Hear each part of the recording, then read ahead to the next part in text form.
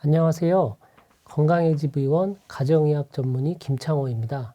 오늘 제가 말씀드릴 내용은 노인 장기요양보험 신의사소견서 작성 지침에 대한 내용입니다. 장기요양보험 제도가 시작된 지가 벌써 15년이 차가 되었는데요. 놀랍게도 지금까지 단 한 번도 의사소견서가 개정된 적이 없다는 사실을 알고 계십니까?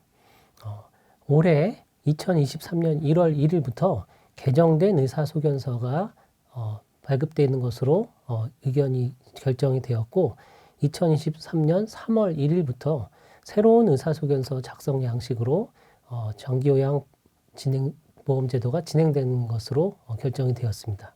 그래서 오늘 말씀드릴 내용은 왜 의사소견서 개정이 필요한지에 대한 내용과 변화된 의사소견서의 서식이 어떤 내용이 있고 또 어떻게 작성해야 될지에 대한 내용을 안내해 드리도록 하겠습니다. 의사소견서 개정의 필요성입니다. 가장 근본적인 필요성과 이유는 인구 고령화에 따라 돌봄 환경이 변화되었기 때문입니다.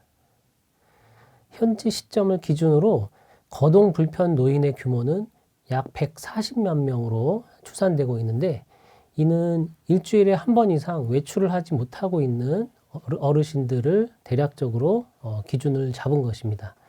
결국 한 달에 한두 번 정도 외출하시는 정도의 칩거 상태에 있는 노인들이 우리나라 전체 노인의 20%에 달하고 있고 이 중에 90만 명은 장기요양 등급 인정자가 되겠습니다.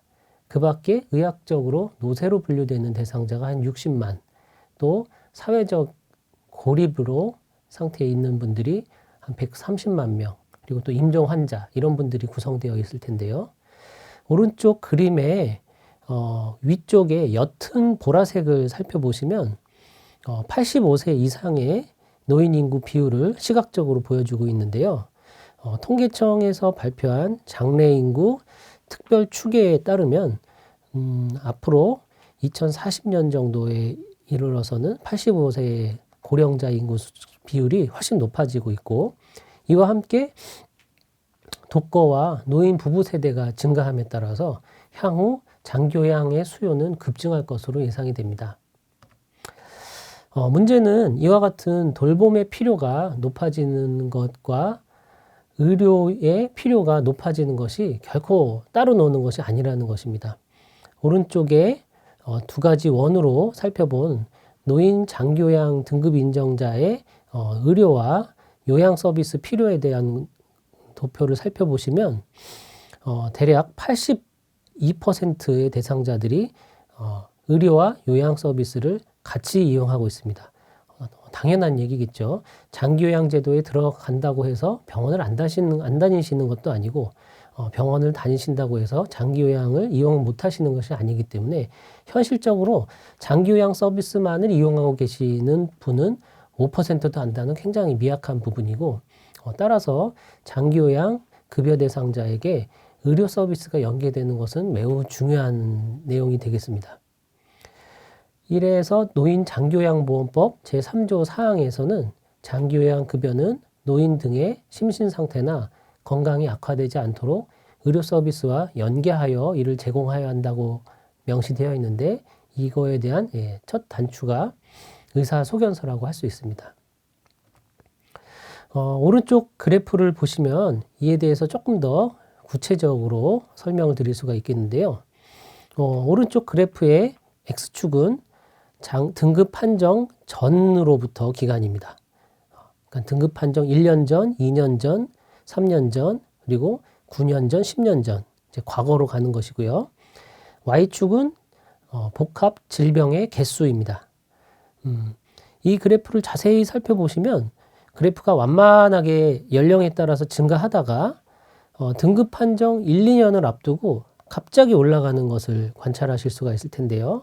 이 말인즉슨 우리나라 노인들은 대부분 평균 2개에서 3개 정도의 만성질환을 갖고 대부분의 시간을 보내시다가 어느 시점에서 만성질환이 3개에서 5개, 6개로 갑자기 증가하는 시점이 발생하게 되고 이와 같은 만성질환의 개수가 증가하는 시점에 장기요양을 신청한다는 것이죠. 다시 말해서 장기요양 등급을 신청하시는 분들의 거의 대부분은 의학적인 원인에 따라서 기능 상태의 변화가 발생하고 이 부분에 따라서 장기요양 진입을 하게 된다는 것입니다. 결국은 의사소견서가 실효성 있게 제시되는 것이 되게 중요하다는 이야기가 되겠습니다. 그래서 장기요양보험의 올바른 첫 단추를 끼기 위해서는 의사소견서가 적절한 시점에 잘 작성돼야 됩니다. 현재 우리나라는 사회보험으로 장기요양을 운영하고 있는 나라이기 때문에 대한민국 국민이면 누구나 65세 이상 또는 노인성 질환을 갖고 있을 때 돌봄의 필요가 있을 때 장기요양 서비스를 신청할 수가 있습니다. 그러면 국민건강보험의 장기요양 운영센터에서는 장기요양 인정조사를 위해서 조사원이 가정방문을 실시하게 되고 이를 통해서 장기요양을 신청하는 과정에서 등급 판정 내리기 전까지 의사소견서를 발급하도록 요청을 하고 있습니다. 이때 적절하고도 의미 있는 의사소견서가 제출됨으로써 이분이 어떠한 이유에서 장기요양 서비스를 받는지에 대해서 좀 명확하게 판단할 수가 있는 소견서가 작성된다면 이분들의 이후의 건강관리와 삶의 질에 굉장히 큰 영향을 줄 것입니다. 예를 들어서 장기요양 인정조사가 방문했을 때 거동은 가능하나 치매가 의심된다 얘기했을 때 이분의 등급 판정을 내리기가 사실 간단치가 않죠. 이런 부분들을 의사가 이분들이 걷는 것뿐만이 아니라 인지적인 정신기능적인 상태를 명확하게 판정해 준다면 이분이 어떠한 서비스가 필요한지에 판정될 수 있을 것이고 겉보기에 잘 못 걷고 굉장히 불편해서 장기요양 등급이 높아질 수 있을 거라고 판단되지만 의사의 판단에 따라서 이분은 파킨슨병을 앓고 계시고 예를 들어서 약물 치료로서 이런 부분들이 개선하는 것이 보다 중요하겠다 이런 소견을 내려주신다면 우리나라의 장기요양 제도는 보다 더 적절하게 작동될 수 있을 것으로 생각됩니다. 현재 매년 약 50만 건의 의사소견서가 발급되고 있습니다. 이 중에서 의사소견서 미제출 건수 70만 건 정도를 제외한다고 하면은 신규 신청, 재신청, 등급 갱신 등등의 이유로 아주 다양한 수의 의사소견서가 발급되고 있습니다. 하지만 현재까지 의사소견서의 부끄러운 점은 충분하게 신뢰도를 얻고 있지 못하다는 사실입니다. 노인의학 전문가들이 조사한 그 연구 자료에 따르면 현재 전체 의사소견서의 24%가 부적절한 소견서로 평가되고 있습니다. 누락 항목이 많이 발생하거나 또 항목 간의 정합성이 떨어지는 경우도 발견합니다. 예를 들어서 하지 근력은 상당히 양호한 것으로 나타나 있는데 자립도는 굉장히 낮게 체크되어 있다거나 이럴 경우에는 사실 이게 정확한 소견서가 맞나 이런 것이 의심이 되게 되겠죠. 그리고 또 평가 내용과 연계하는 서비스 내용이 상이하게 표시되는 경우도 있고 예를 들어서 자립도는 양호하다라고 평가가 되어졌는데 시설 입소가 요구된다 이렇게 작성되어 있다면은 누구라도 이 소견서를 믿을 수 없게 될 것입니다. 이와 같은 낮은 의사소견서의 신뢰도는 의사소견서의 낮은 활용도로도 연결이 되고 있는데요. 언제 주로 의사소견서가 활용되는가 선행 연구를 통해 살펴보니 현장에 계신 많은 분들께서 등급 판정이 애매한 경우에 제한적으로 사용해야 한다는 의견이 77%이고 등급 판정에 중요한 역할을 해야 된다라고 제시한 의견이 64%로 굉장히 그 의사소견서의 활용도에 대해서 좀 의심하는 경우가 많이 있습니다. 그러나 의사소견서의 활용도가 낮은 부분 때문에 의사소견서를 폐기해야 된다 이렇게 얘기하기는 어려운 것이 의사소견서는 현재 노인장기요양보험법 제13조에 따라서 반드시 확인되고 제출해야 되는 법정 서류에 속합니다. 전 세계적으로 장기요양을 운영하고 있는 나라에서 장기요양 진입 전 단계에 의사가 책임 있는 관문 역할을 실시하도록 이렇게 제시한 나라는 흔치 않습니다. 그리고 심지어 이것을 법으로 명시한 나라도 별로 없기 때문에 이 부분은 법을 고치지 않는 이상 의사가 장기요양 진입 단계의 건강의 관리자로서 하는 것은 매우 중요한 일이라 하겠습니다. 따라서 이번에 보건복지부와 국민건강보험공단에서는 약 2년 전부터 의사소견서 개정에 대한 연구 과정을 실시하였고, 이 부분에 대해서 다양한 의견을 수렴한 끝에 이제 현재 개정된 의사소견서가 제기될 예정에 있습니다. 그래서 이후에는 바뀐 의사소견서가 어떤 내용으로 구성되어 있는지, 그리고 또 어떻게 작성해야 되는지에 대해서 말씀드리도록 하겠습니다. 오른쪽에 보이시는 부분이 올해부터 개정되는 의사소견서입니다. 의사소견서는 총 4페이지로 구성되어서 예전과 다르지는 않습니다. 첫 번째 페이지는 신청인과 작성의사가 일반적으로 작성해야 될 내용으로 크게 어려운 내용은 없습니다. 두 번째 페이지는 신청인의 질병 상태에 대한 의견으로 의사소견서에서 가장 중요한 항목으로 구성이 되어 있습니다. 세 번째 페이지는 신청인의 신체 및 인지기능에 대한 의견을 듣고 요양보호 제공 수준의 측정을 위한 자립생활 가능성에 대해서 종합적으로 평가하는 내용으로 구성되어 있습니다. 마지막으로 넷째 쪽은 특별한 의료 처치 또는 건강관리 필요 항목에 대한 의견, 그 밖의 특이사항, 또 의사소견서 발급 비용과 관련 정보에 대한 내용을 담고 있습니다. 결과적으로 의사소견서는 총 4페이지 중에서 한 2페이지, 가운데 2페이지가 가장 중요한 내용이고, 첫 번째와 네 번째 페이지는 이제 그 기본적인 내용을 적는 칸으로 이해해 주시면 되겠습니다. 의사소견서 첫 페이지를 한번 자세히 살펴볼까요? 맨 위에는 신청인의 기본 정보를 적는 란으로 성명, 주민등록번호, 주소, 전화번호를 기입하게 되어 있습니다. 이와 같은 내용은 2023년 3월부터 이제 홈페이지에서 확인돼서 전산으로 입력되는 내용으로 구성되어 있어서 대체로 이 부분들을 수기 작성이 아니라 전산에서 바로 입력하셔서 사용하시면 되겠습니다. 두 번째 란은 발급 구분 및 질병명에 대한 부분인데요. 뭔가 좀 길게 적혀져 있긴 한데 65세 이상이면 65세 이상인 경우에는 칸에만 체크하시면 완료가 되겠습니다. 잘 아시다시피 노인 장기요양보험제도는 65세 이상의 모든 노인 또는 65세 미만자 중에서 노인성 질병을 앓고 있는 사람들을 대상으로 하고 있습니다. 따라서 신청자가 65세 미만인 경우에는 이 해당되는 노인성 질환을 갖고 있는지를 확인하시는 절차를 겪는 데인데 대체로는 65세 이상인 경우에는 이 부분은 크게 신경 안 쓰셔도 되겠습니다.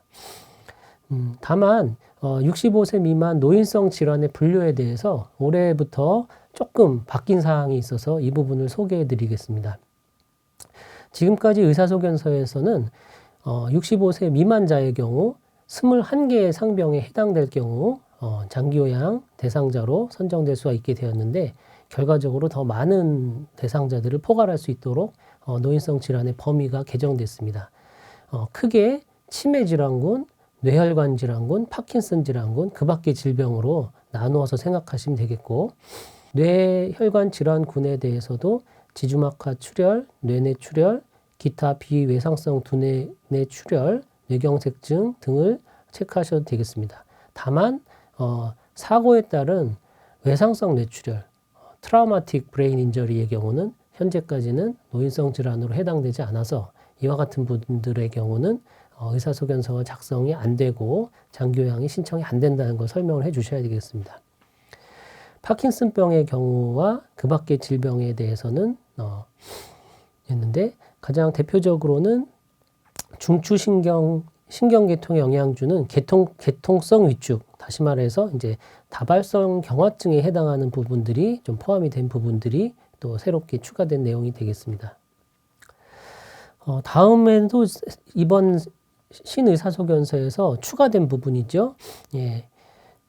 작성 의사의 전문 과목과 대상자의 진료 기간, 그리고 소견서를 어떤 형태로 작성했는지에 대해서 조금 더 자세하게 체크하는 부분이 있는데 어려운 내용은 아닌데 내가 지금 진료하는 과가 신경과다, 내과다, 가정의학과다 해당하는 전문 과목을 체크해 주시면 되겠고 이 환자를 소견서 작성을 위해 처음 만난 초진자다 하면 초진, 이 사람을 재진 환자다, 그동안 봤던 환자다, 이 경우에는 3개월 미만 봤는지 3개월에서 6개월 정도 진료를 했는지 아니면 6개월 이상 길게 진료했는지 이런 부분들을 작성할 수 있는 칸을 마련을 하였습니다.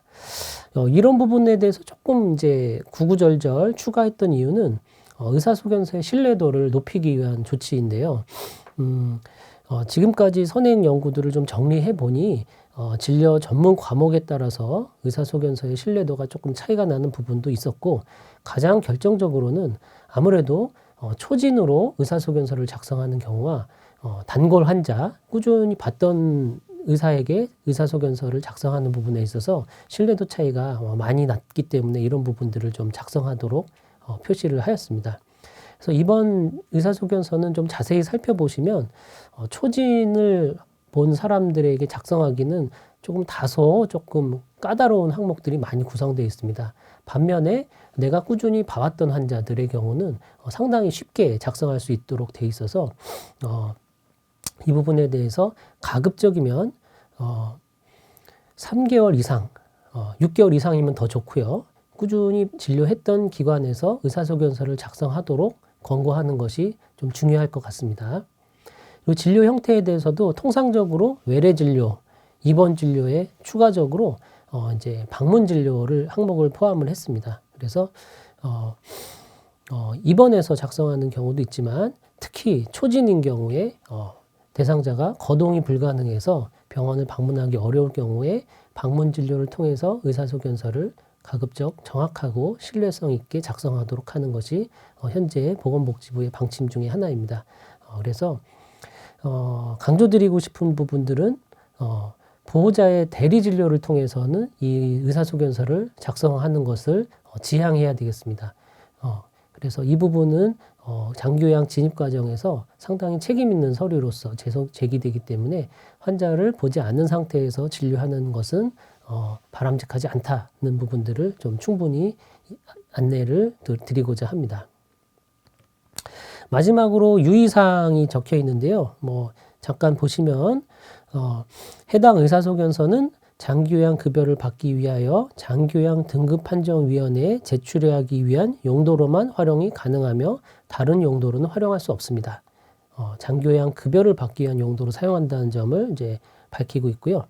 그리고 앞서 말씀드린 대로 최근 3개월 이상 장기요양 인정 신청인의 진료를 담당한 의사 또는 한의사가 작성할 것을 권고합니다. 신청인의 가장 중요하고 직접적인 원인 질환을 중심으로 모든 항목을 빠짐없이 기재해 주시기 바랍니다. 그러니까 누락하면 안 된다는 내용이 담겨져 있고 그리고 3개월 이상 진료한 의사가 작성할 것을 좀 권고한다는 내용이 이제 문서로 명시되어 있습니다. 그리고 마지막으로 65세 미만의 경우에 앞서 말씀드렸던 해당 질환에 노인성 질환에 해당되지 않는 경우에는 이후 작성을 하지 않는다. 이런 경우에는 이 과정에서 발생하는 비용을 전액 본인 부담을 내야 된다. 이런 얘기가 있습니다. 다시 말해서 이런 해당되지 않는 부분이 작성되어서 제출됐을 경우에 이제 의사소견서의 청구가 불가능할 수가 있습니다. 이런 부분들 확인하시고 그리고 누락되지 않게 작성해 주시는데 그 전산으로 포털에 입력하는데 필수 항목이 미장성되면은 이제 저장이 안 되도록 이렇게 설계를 했다고 합니다. 그래서 누락 부분은 발생하지 않을 것 같은데 만일 이제 65세 미만자로서 부적절하게 작성될 경우는 안 된다. 이런 부분이 명시되어 있습니다. 다음에 이제 두 번째 페이지를 한번 살펴볼까요? 두 번째 페이지의 첫 번째 항목은 신청인의 질병 상태에 대한 의견입니다. 예전 소견서보다 조금 더 분량이 좀 길고 자세한 내용으로 되어 있는데 첫 번째 변화는 과거의 의사소견서는 대상자가 가지고 있는 질환을 그냥 병렬적으로 나열하면 됐지만 이번에는 장기요양을 신청하게 된 이유, 그러니까 즉 기능 발생의 직접적인 원인으로 판단되는 질병이 무엇인지를 가장 위에 가란에 작성을 하는 것입니다. 그리고 장기요양 진입 또는 기능 장애 발생의 직접적인 원인은 아니지만 지속적인 관리가 필요하다고 생각되는 동반 질환을 나 항목에다 작성하는 겁니다. 통상 장기요양 신청하신 분들의 질병이 최소한 3개 이상 이 가능성이 높습니다. 그 중에서 기능장애의 원인이 된다고 얘기할 수 있는 질환은 뭐가 있을까요? 노인의학 쪽에서는 뇌출혈, 뇌경색, 치매, 파킨슨병, 골절 후유증, 신부전, 만성 폐쇄성 폐질환, 당뇨 합병증, 만성 관절병, 신부전, 말기암, 시각 및 청각장애, 만성 배뇨장애, 요실금, 노쇠 이런 것들을 이제 예시로 들고 있습니다. 다시 말해서 왼쪽에 빨간색 네모칸에 있는 이와 같은 질병을 가란에 작성해 주시고 나머지 예를 들어서 뭐가 있을까요? 고지혈증, 고혈압 또는 안구 건조증 이런 식의 다양한 이제 동반된 질환들은 나란에 작성해 주시는 것입니다. 이렇게 하여서 어떠한 질병이 기능 저하의 직접적인 원인이 됐는지를 판단하는 것은 중요하기 때문에 이 부분을 작성해 주시면 좋겠습니다. 발병 시기에 대한 내용인데 이 부분은 최소한 그 가 항목에 대해서는 좀 정확하게 작성해 주시는데 일부러 그 연, 월, 일 중에 일은 뺐습니다.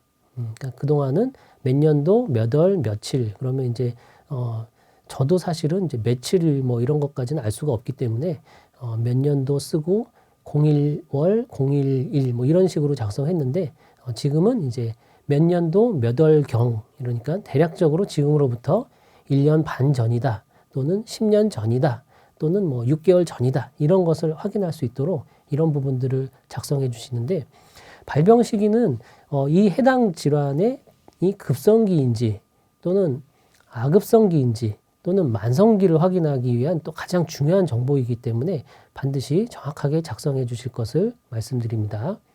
예를 들어서 기능 저하의 명백한 원인이지만 이 부분이 한 달 전에 있었던 것이고 질병 경과상 한 달 정도 후에 회복이 가능하다 이렇게 예측이 된다면 장기요양 진입보다는 병원에서 더 열심히 치료를 받으시는 게 더 중요하겠죠. 그렇지만 이게 이미 6개월 정도 이상 경과가 되었고 더 이상의 기능 회복을 기대하기 어려운 경우다 하면 또 판단하는 내용이 달라질 것입니다. 불명확할 경우에는 최소한 몇 년까지만이라도 작성해 주셔야 하고 이 부분에 대해서는 3개월 이상 진료를 받으신 분들의 경우는 의무 기록을 활용하셔서 비교적 정확하게 작성해 주시고 초진인 경우에는 충분한 시간을 갖고 히스토리 테이킹을 하시면서 이 부분을 작성해 주셔야 되겠습니다. 따라서 이제 초진인 경우에는 다른 병원의 의무 기록을 확인하거나 문진 등등으로 신뢰성 있는 이제 병력을 확인하셔야 되는 조금 긴 절차가 필요할 것으로 예상이 됩니다. 다음은 최근의 입원 치료 여부 및 지속적인 약물 복용에 대한 내용이 되겠습니다. 이 부분도 기존의 의사소견서보다 강조된 부분이어서 조금 더 분량이 늘어났는데요. 특히 이제 1년 이내에 입원했던 경력이 있는 것을 좀 비교적 정확하게 기술할 것을 요구하고 있습니다.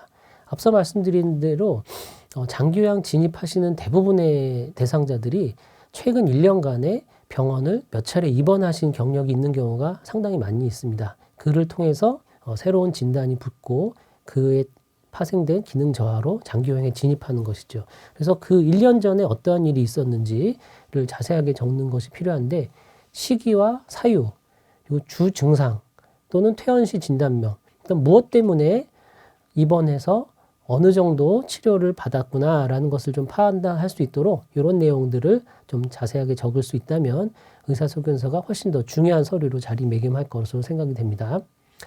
그리고 약물에 대한 부분인데 이 부분 또한 약을 안 드시는 분이 거의 없을 것으로 생각되고 약을 있음 체크하고 지속적으로 투약하거나 지속적으로 투여해야 되는 약들, 예를 들어서 당뇨약, 치매약, 파킨슨약, 우울증에 관련된 정신과약 이런 약들이 있다면 그 부분들을 작성해 주시는 겁니다.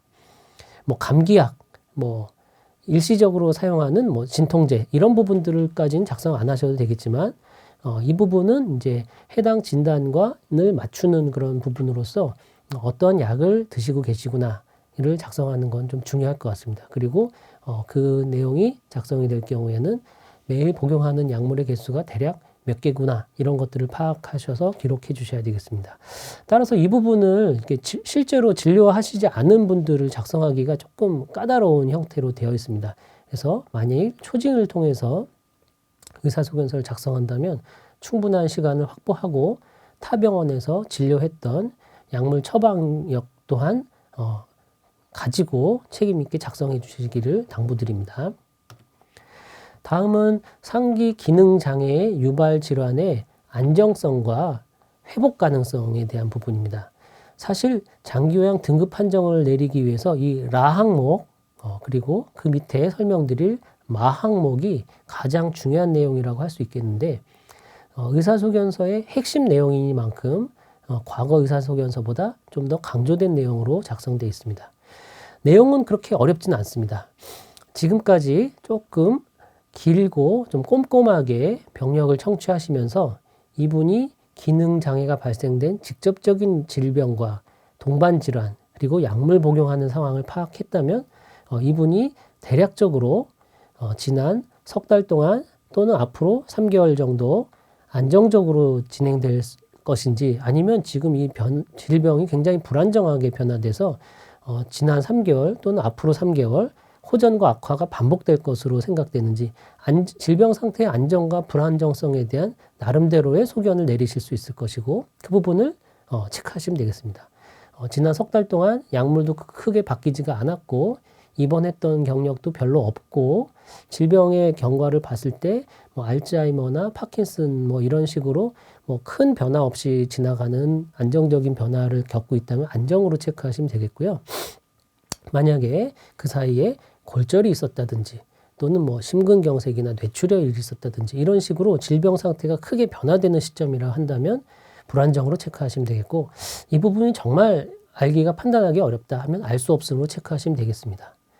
그리고 의료 서비스가 제공됐을 때 6개월 이내에 기능 장애가 회복될 가능성이 높다 또는 회복이 안 될 것 같다 이런 부분에 대한 의견과 소견을 회복 가능 또 회복 곤란으로 분류해서 체크해 주시면 되겠습니다. 예를 들어서 이분이 정신적인 혼란을 겪고 계시는데 선망으로 판단된다면 일정 부분 아마도 6개월 이내에 회복될 것이다. 이렇게 판단할 수 있을 것이고요. 그리고 뭐 척추 압박 골절이랄지 아니면 낙상으로 인한 단순 타박상이랄지 뭐 이런 부분들에 인해서 회복이 가능할 것 같다. 이렇게 판단된다면 회복 가능으로 체크해 주실 수 있을 것이고 이분이 선망이 아니라 치매다, 파킨슨이다 또는 뇌출혈 등등에 의한 후유증이다, 우울증이다, 기타 등등으로 회복하기가 어려울 것 같다 한다면 회복 곤란으로 또 체크해 주시면 되겠습니다. 이 부분은 이 대상자에게 장기요양 서비스가 더 중요할지 아니면 의료 서비스가 더 중요할지를 판단하는 굉장히 좀 결정적인 정보이고 의사소견서를 장기요양 등급 인정 전에 받게 하는 가장 중요한 소견이기도 하게 되겠습니다. 따라서 충분한 평가를 통해서 작성해 주시고 근거를 바탕으로 작성해 주시면 되겠습니다. 다음으로는 지금까지 내용을 바탕으로 치료에 대한 의견을 제시해 주시면 되겠습니다. 그래서 지난 3개월간 발생한 적이 있거나 향후 1개월 이내 발생할 가능성이 높은 질환을 체크해 주시는데 이 부분이 소위 말하는 제리아트릭 신드롬, 노년 증후군에 대한 내용이 되겠습니다. 예를 들어서 이 항목들은 낙상, 요실금, 욕창, 흡인성 폐렴, 탈수 영양장애, 심폐기능 저하, 정신증상으로서 선망이나 망상, 기타 이렇게 구성되어 있는데요. 내용을 보시면 앞서 말씀드렸던 기능장애 발생의 직접적인 원인, 예를 들어서 치매, 파킨슨, 뇌병변 이런 것과는 좀 종류가 다르죠. 이 노년증후군이라 하는 것은 어떠한 원인 질환이 있든지 기능장애가 발생한 이후 후속적으로 발생되는 증상들을 뜻합니다. 따라서 이분이 최근에 뇌병변이 발생했는데 여러 가지를 봤을 때 앞으로 요실금이 생길 것 같다. 또는 이미 와상 단계라서 욕창이 생길 가능성이 높아 보인다. 연화 장애와 연관된 파킨슨 후기로 흡인성 폐렴이 의심된다. 심폐불안해서 이런 심장과 폐 기능이 저하가 예상된다. 보행 상태를 봤을 때 낙상이나 골절이 예상된다. 이런 부분들을 작성하신 평가 내용을 근거로 작성해 주시면 되겠습니다. 다음은 감염성 질환에 대한 부분인데요. 이 부분은 환자의 어떤 기능 상태에 영향을 미치는, 다시 말해서 어떤 등급 판정에 영향을 미치는 변수라기보다는 장기요양을 들어갔을 때 장기요양의 보호자와 또 요양 보호사와 또는 관리요원과 모두의 안전을 위해서 확인하는 내용이 되겠습니다. 그래서 활동성 결핵, 바이러스성 감염, 후천성 면역 결핍증, 옴, 다약제 내성균, 대표적인 어떤 전염성 질환이 만약에 발견되거나 알려져 있는 것이 있다면 있음으로 체크하시고, 문진을 통해서 확인하기는 어려울 경우에는 없음 또는 알 수 없음으로 체크해 주시면 되겠습니다. 그래서 이것을 위해서 일부러 굉장히 그 값비싼 혈청학적 검사를 진행하라는 의미는 아니고, 알려지거나 의심되는 상황이 있다면 가족과 의료진, 요양보호사의 안전을 위해서 체크해 주시면은 이 부분에 대해서 조금 더 신중하게 접근하는 데 도움이 될 것으로 생각됩니다. 부가적인 내용이었고요. 마지막으로 이 두 번째 페이지를 넘기기 전에 향후 치료가 불필요한지, 의료기관에 이분은 병원에 가셔서 좀 치료를 더 하셔야 될지, 아니면은 요양병원이나 재활치료가 필요하신 걸로 판단되는지, 또는 외래 또는 방문진료 또는 방문간호가 필요하다. 이런 부분들을 판단하셔서 소견으로 제시해 주시면은 이후에 개별 장기요양 이용 계획서를 작성하는데 굉장히 중요한 참고사항으로 될 것으로 판단이 됩니다. 여기까지 내용이 상당히 좀 길면 긴 내용인데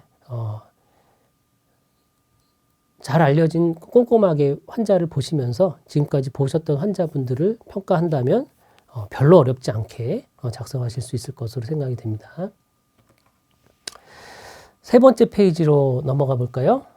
다음은 신청인의 신체 및 인지 기능에 대한 의견입니다.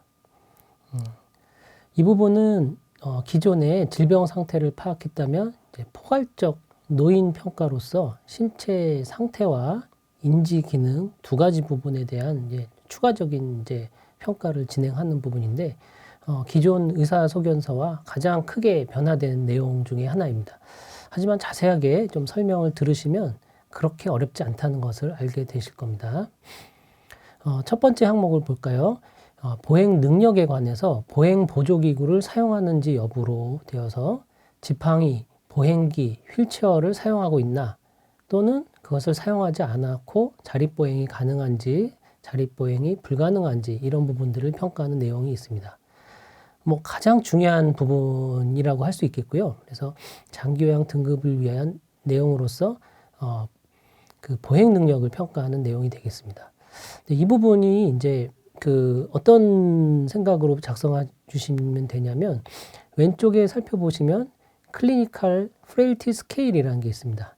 이것은 이제 노인의학 분야에서 노쇠에 대한 판단 척도인데, 다양한 선행 연구를 통해서 보행 능력, 보행 상태만 관찰해도 이 사람들의 임상적인 상태와 또 앞으로의 예후, 특히 시설 입소, 반복 입원, 이런 사건들을 예측할 수 있다는 내용인데, 대략 클리니컬 프레일티 스케일의 4점 정도 이상이신 분이 장기요양 등급을 받기에 충분한 분으로 평가되는 부분입니다. 그러니까 대략적으로 저희가 외래를 방문하시면서 지팡이를 걷고 돌아오시는 분, 또는 클리니컬 프레일티 스케일 5단계로 워커를 짚고 돌아오시는 분 또는 누군가와 함께 오시는데 부축해서 오거나 이렇게 휠체어를 모시고 오거나 완전 와상 상태에서 이렇게 이동하시거나 이런 부분에 따라서 평가를 하는 것입니다.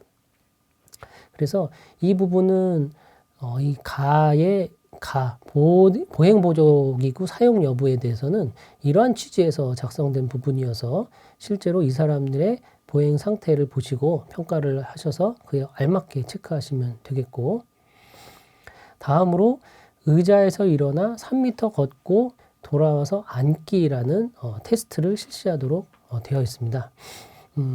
이 부분은 상당히 번거롭다고 생각되는 부분이고, 이 부분을 상당한 이제 연구진 내에서도 논란이 있었는데, 이 부분은 반드시 장기요양 진입 전 단계에서 반드시 한 번은 체크해야 된다라는 의견으로 포함시켰습니다. 그러니까 결국은 의자에서 한번 일어나서 한번 잠깐 걸어보게끔 하는 거를 관찰해야 된다는 부분인데, 의사의 지시하에 3m 정도를 걷고 돌아오는 과정들을 살펴봄으로써 굉장히 많은 정보를 얻을 수 있기 때문입니다.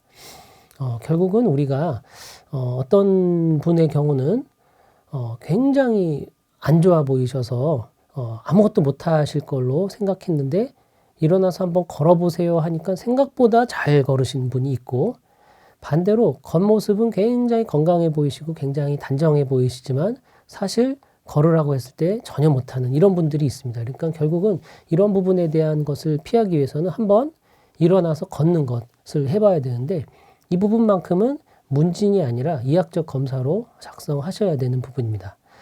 표준적인 내용에 대해서 설명을 드리도록 하겠습니다. 환자분이 외래에서 이 부분을 측정한다고 가정하였을 때 이번에는 의자에서 일어나 저쪽에 3m 표시된 지점까지 돌아가서 다시 의자에 돌아오시는 검사입니다. 제가 초를 잴 테니 가능한 빠른 걸음으로 걸으시면 됩니다. 그리고 제가 먼저 시범을 보여드리겠습니다 하고 먼저 선생님께서 한번 걷다가 돌아오셔서 앉는 동작을 보여주시고, 그리고 양손을 무릎에 올려놓으시고 준비가 되셨습니까? 시작하세요 하시고 핸드폰 초시계로 이 돌아올 때까지 걸리는 시간이 10초 이하인지 20초 이하인지 30초 이하인지 아니면 30초가 넘어가는지를 평가하시는 부분입니다. 이 부분은 굉장히 간단한 검사이면서도 가장 노인 기능을 가장 자세하게 평가할 수 있는 굉장히 중요한 지표이고, 평소 지팡이를 사용하고 계신 분이라면 지팡이를 사용하시도록 하고, 휠체어를 사용하고 있거나 이미 또는 잠깐 걷는 걸 시도해 봤는데 안 될 경우에는 중단시키고 불가능으로 표시하시면 되겠습니다. 결국은 이 부분은 실제로 한번 하시면서 보행을 통해서 이 부분의 기능을 판단하기 위한 목적에서 들어가 있는 항목입니다. 다음은 의자에서 5회 앉았다 일어서기입니다. 외래 진료 경우에 의자에 앉아 계실 가능성이 있고, 이 경우에 다음과 같이 어르신은 이 검사를 하실 수 있다고 생각하십니까? 가능한 한 빠르게 중간에 안 쉬고 5번을 일어나시면 되겠습니다.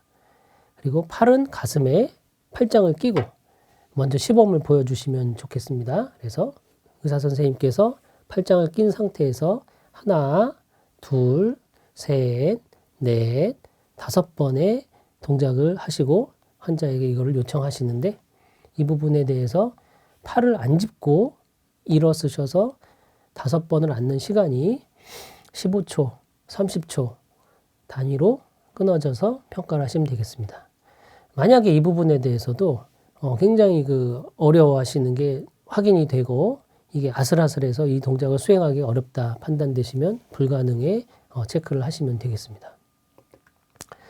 세 번째 이학적 검사는 머리 뒤로 양손 깍지 끼기입니다. 이 부분은 어렵지는 않지만 상지의 기능을 살펴보는 내용인데, 이번엔 저를 따라 해보십시오 하고 머리 뒤로 깍지를 끼는 동작을 보여주신 후에 이 동작을 따라할 수 있는지 여부를 판단해 주시면 되겠습니다. 어떠한 이유로라도 수행할 수 없다. 예를 들어서 근력이 약해서 올리지 못하시는 분도 계실 거고, 한쪽에 마비가 오신 분, 어깨 쪽에 로테이터 커프 신드롬이나 근육의 구축이 다양한 이유로 불가능할 경우에는 불가능으로 체크하시면 되겠습니다.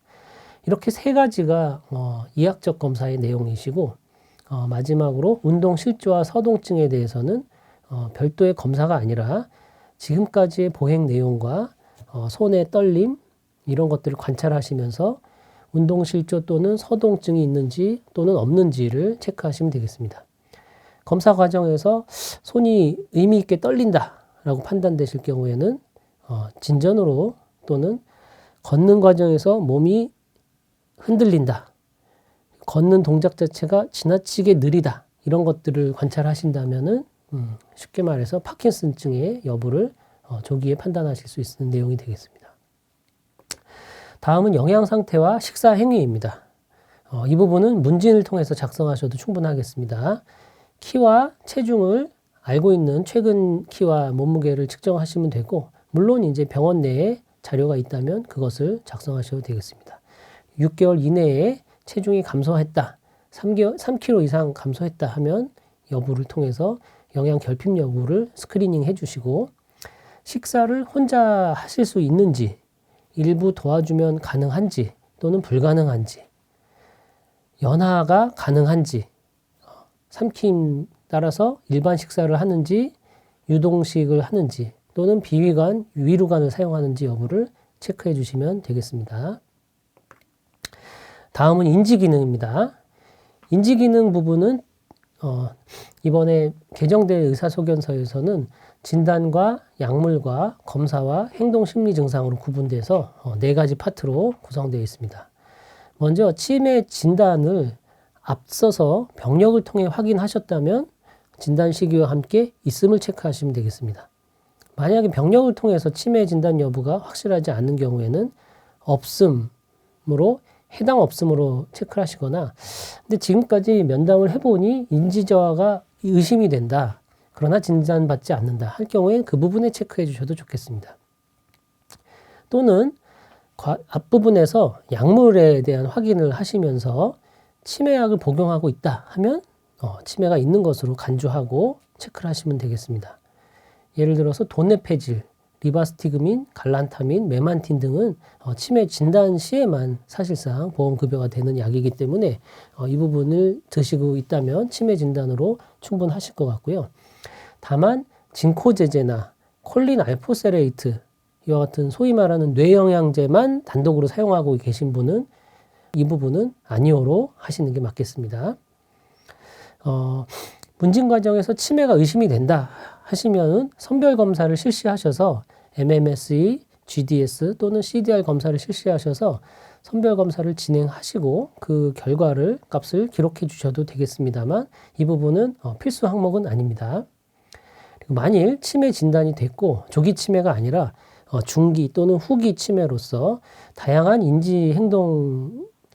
인지기능 장애에 따른 행동심리 증상이 있다면 이 부분은 조금 충분히 체크해 주시면 좋겠습니다. 왜냐하면 실제 장기요양 진입 단계에서 이 행동심리 증상에 대해서는 시설 입소 또는 등급 이런 것을 판정하는데 굉장히 중요한 정보이기 때문에 망상, 환각, 밤낮이 바뀌었는지, 길을 잃고 헤매시는지 또는 공격적인 파괴적인 행동을 하시던지, 돈이나 물건을 감추는 행동, 부적절한 옷을 입는 행동, 불결한 행동, 거부증, 무감동, 무기력 이런 부분들이 발견되시면 체크하시면 되겠고, 치매 후기가 아니고 선망으로 판단되시면 굳이 체크는 안 하셔도 되겠습니다. 마지막으로는 요양보호 제공 수준 내 측정을 위한 자립생활 가능성에 대한 의견입니다. 결국은 지난 2번째 페이지, 3번째 페이지를 작성하시고 다음 장으로 넘기시기 전에 이 환자분에 대한 전반적인 상태에 대한 의견을 종합적으로 전달해 주는 내용인데, 또한 이제 의사소견서에서 가장 중요한 내용이 되겠습니다. 의식 수준은 명료, 기면, 혼미, 반혼수, 혼수로 구분해서 작성해 주시는데, 일반적으로는 기면, 그냥 깨어있는 명료 상태로 체크하시면 충분할 거라고 생각이 됩니다. 기면이라 하면 이렇게 눈 감고 주무시고 계시는데 어르신 뭐 이런 식으로 말씀을 드렸을 때 눈을 뜨신다. 뭐 이런 식으로 반응을 한다. 근데 말로 안 깨고 이렇게 꼬집어야 깬다. 그러면 이제 혼미라고 볼 수 있겠고, 꼬집었는데 깬 게 아니라 이게 반사적인 움직임만이 남아있으면 반혼수, 꼬집어도 아무런 반응이 없을 경우에는 이제 혼수 상태라고 평가하시면 되겠습니다. 신체 상태의 경우에는 정상적인 생활이 가능하다, 실내 생활에 일부 도움이 필요하다, 많은 도움이 필요하다, 전적인 도움이 필요하다, 준화상, 와상으로 구분되어 있는데 이 부분에 대해서는 두 가지 가이드를 드리겠습니다. 스스로 외출이 가능하다, 실외로 외출이 스스로 가능하다 하면 이 경우는 정상 생활이 가능하다, 또는 이렇게 평가를 하시면 되겠고, 혼자서 화장실을 이용하시는데 불가능하다. 그러니까 화장실을 가기 위해서도 완전히 이렇게 부축을 해야 된다거나 이런 정도, 혼자서 집안에 실내 이동을 하는데 굉장히 어려움이 있다 하면은 실내 생활에 많은 도움이 있다. 이렇게 가이드를 잡으시면 되겠습니다. 그래서 실외 외출을 통해서 클리니컬 프레일티 스케일이 한 3점 이하로 판단되는 그룹, 또는 이제 혼자서 실외 화장실 이용이 불가능해서 클리니컬 프레일티 스케일로 한 5점 또는 6점 정도 이상인 그룹을 구분해 주시면 되겠습니다. 다음으로 이제 정신 상태의 의사소통 상태를 한번 살펴보시고, 의사소통이 어려울 경우에는 관찰과 도움이 필요, 그 독립적인 생활이 사실상 불가능해서 이분은 뭔가 누군가가 옆에서 감시 비슷하게 항상 붙잡고 있지 않으면은 이건 안 될 것 같다, 이런 판단이 들면 매일 현저한 정신 증상 또는 준화상, 와상으로 체크해서 표시를 하시면 되겠습니다.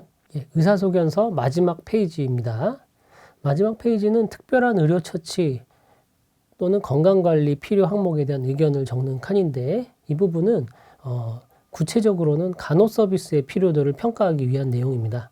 즉, 방문 간호를 연계할 때 필요한 항목이 있다 생각되신 경우에는 이제 체크를 해주시는 내용이 되겠는데, 여기 적혀 있는 다양한 항목들은 파란색으로 표시된 기본 간호 4가지 항목과 가정 간호 처치 나머지 항목들로 구성되어 있다고 보시면 되겠습니다. 그래서 살펴보시고 정기적인 혈압, 혈당, 심박동이나 산소 포화도 등을 모니터링할 필요가 있다. 또는 약이 너무 많아서 복약 관리가 필요할 것 같다. 관절이나 근력에 대한 재활 운동이 진행되지 않으면 구축이나 근력 저하가 예상된다.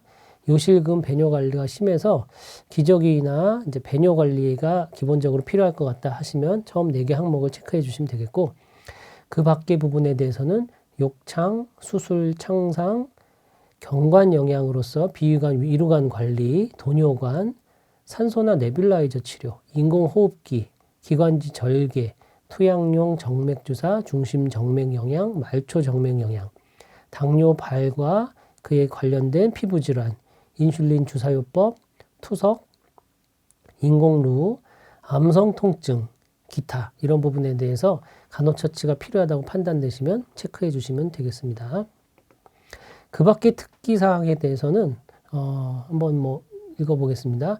지속적인 질병 관리를 위해 필요한 의학적인 의견이나 신청인의 장기요양 등급 판정 또는 개인별 장기요양 이용 계획서 작성에 참고할 수 있는 증상이나 그런 내용들이 있다면 별도로 작성해 주세요. 이렇게 작성되어 있고, 국민건강보험공단이 장기요양 인정 신청인에 대해서 치매 진단이 필요할 경우에는 치매 보완 서류를 추가로 작성을 요청할 수 있다. 이런 내용이 이제 작성되어 있습니다. 그래서 그 밖의 특이사항은 사실 이제 빈칸으로 넘어가셔도 상관은 없으실 텐데, 이 서류가 등급 판정에 중요한 영향을 미치는 서류였지. 그러면 이 부분은 내가 조금 코멘트를 좀 남기면 좋겠다.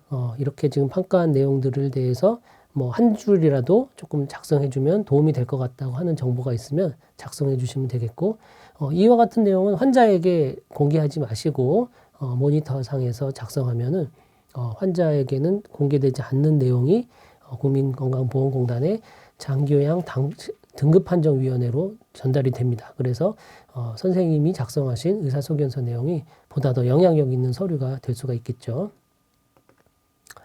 예, 지금까지 장교양 의사소견서에 개정된 내용과 작성 지침에 대해서 말씀드렸는데 이런 부분들이 선생님들의 진료 내용과 또 장기요양 발전에 기여할 수 있었으면 하는 바람입니다. 지금까지 경청해 주셔서 감사합니다.